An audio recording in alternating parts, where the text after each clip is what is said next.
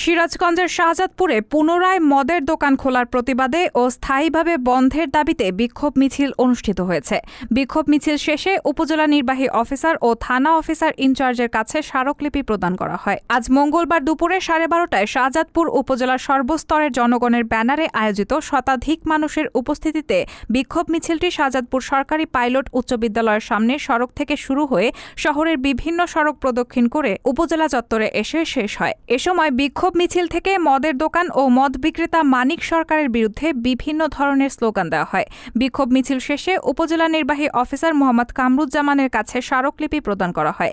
পরে থানা officer in charge Mohammad সবুজ রানার কাছেও স্মারকলিপি প্রদান করেছে।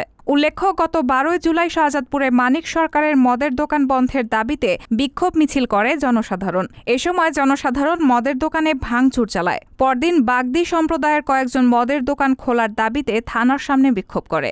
ঘটনাটি ছড়িয়ে পড়লে দেশজুড়ে ব্যাপক সমালোচনার প্রেক্ষিতে জেলা প্রশাসকের নির্দেশনায় মাদকদ্রব্য নিয়ন্ত্রণ অধিদপ্তর 14 জুলাই সন্ধ্যায় মানিক সরকারের মদের দোকান সিলগালা করে দেয়। মদের দোকান বন্ধের খবর ছড়িয়ে পড়লে শাহজাদপুরের বিভিন্ন স্থানে মিষ্টি বিতরণ করে জনসাধারণ। সম্প্রতি মানিক সরকারের মদের দোকান পুনরায় খোলার খবরে শাহজাদপুর উপজেলা জুড়ে অসন্তোষ শুরু হয়। এ বিষয়ে শাহজাদপুর উপজেলার নির্বাহী অফিসার মোহাম্মদ কামরুজ্জামান বলেন, আমি জেলা শহরের থাকায় স্মারকলিপি অফিস থেকে গ্রহণ করা হয়েছে। মদের দোকান খোলার বিষয়ে কেউ আমার কাছ থেকে অনুমতি নেয়নি। আমি জানতে পেরেছি মাদকদ্রব্য নিয়ন্ত্রণ অধিদপ্তর থেকে লোকজন এসে তার মদের দোকান খুলে দিয়েছে। এ বিষয়ে ঊর্ধ্বতন কর্তৃপক্ষের সাথে আলোচনা করে প্রয়োজনীয় ব্যবস্থা গ্রহণ করা হবে।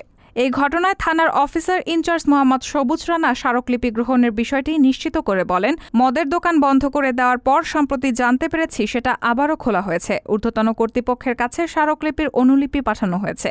সাথে আলোচনা করে নির্দেশনা মোতাবেক ব্যবস্থা গ্রহণ করা হবে।